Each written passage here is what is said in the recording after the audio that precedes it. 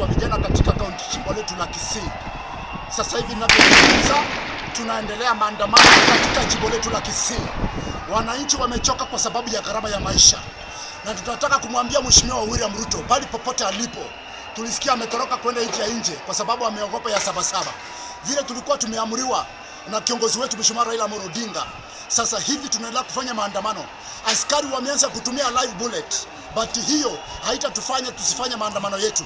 Sisi hatujaharibu mali ya watu. Sisi hatujadhulumu mtu yeyote. Sisi hatujaharibu kitu ya mtu wala kuiba. Sisi tunaandamana peaceful.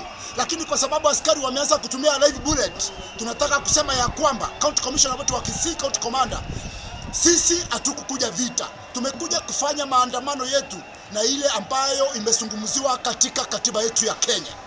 Tunaendelea kufanya maandamano hadi usiku, hadi kesho kutwa, hadi mpaka Mheshimiwa Raila Amolo Odinga atakapotuambia tuache ama tuendelee. Kwa hivyo nasema kusema ya kwamba bila wasiwasi yeyote hapa Kisii ya kwamba maandamano tunafanya katika katiba yetu vile inazungumza 2010 constitution. So askari ambao wameanza kutumia live bullet, tunataka kuambia na bado we are regrouping na tunaendelea kufanya maandamano mpaka maisha yetu ishughulikiwe.